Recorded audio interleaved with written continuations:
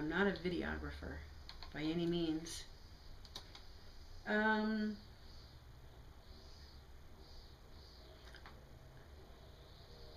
tell you about the experience in the graveyard.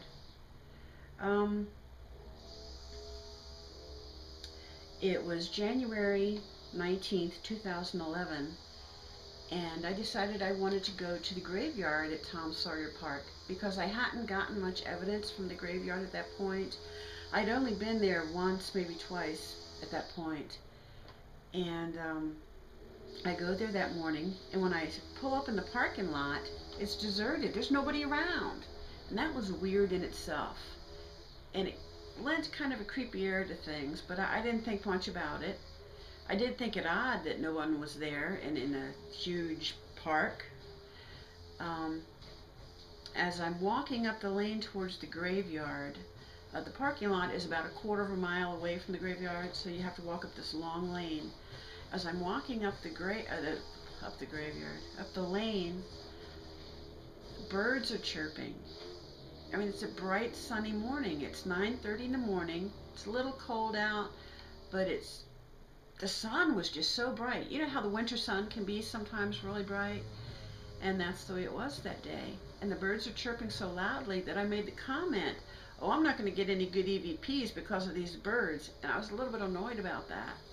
But I continued on, and then I went into the graveyard, inside the fence of the graveyard, and suddenly things changed.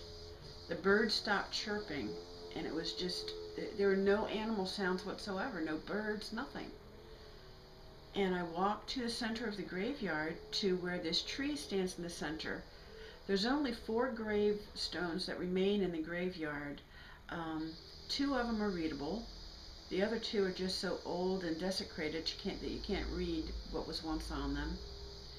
Most of the other graveyards, or gravestones, what few there were, over the years they've washed away in the rain, and many were landed in the creek bed, nearby creek bed, and were washed down river, and some were stolen by grave robbers, and people's bones, they've come to the surface, and animals have taken them, and they've washed away. Grave robbers take bones too. I mean, people are sick.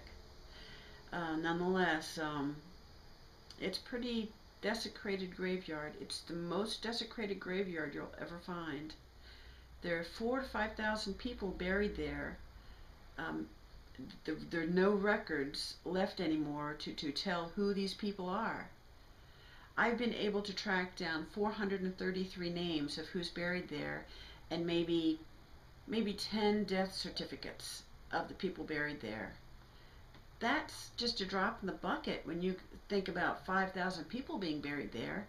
And most people were buried without the aid of a headstone or any kind of memorial of remembrance. It's just sad. Anyway, I get there that morning, and I'm standing in the center of the graveyard by the gravestone that says Aunt Florence on it. Right between that gravestone and the one that says William Easley. And I made my biggest mistake. I said, could you give me a sign of your presence? Bam! This voice says on my recorder, can't tell. I didn't hear that at the time. But then a second later, you hear a train whistle from the train that's going down the tracks in nearby Anchorage. And then you hear a police car siren way far away in the distance. And you hear it kind of wailing down the road. And then a second later, I heard the sound, and I thought to myself, that sounds like a dog howling. It was like, ah! And then half a second later, I heard a second sound, help! And then another voice, ah! And another one, save me! And another one, no! Help! Ah! There's all these voices, and they're all going on at the same time, and they're so loud in my ears. They were much more louder in person than they were on the recording. which I found to be odd. But as I'm standing there in the center of their graveyard, it's like I'm standing in the center of a circle, and the dead are all surrounding me, and they're crowding me closer and closer and closer and screaming, "Save me! Help!" It kept going on, and I said something to the effect of, "Is that you? And are you screaming?" It kept going on and on and on. And after almost 2 minutes, it suddenly occurred to me, "Hey, idiot, you're standing in the center of a deserted graveyard. There's no one around for a mile. You're in a desolate area. You might want to think about leaving. I mean, I've got all these dead people surrounding me, screaming, begging for help, and it was clear from the screams that they're in the throes of death. I believe that they're in their death state, that they're stuck in their death state. They're stuck in such severe agony and pain that they can't move on. They need someone to help them get out of that death state and move on, and they think I'm the one that can help them. So they're screaming and begging for me to help. Who am I? I'm nobody. I'm just somebody who died a couple of times and came back. I have no special skills. What can I do to help?" So I start running.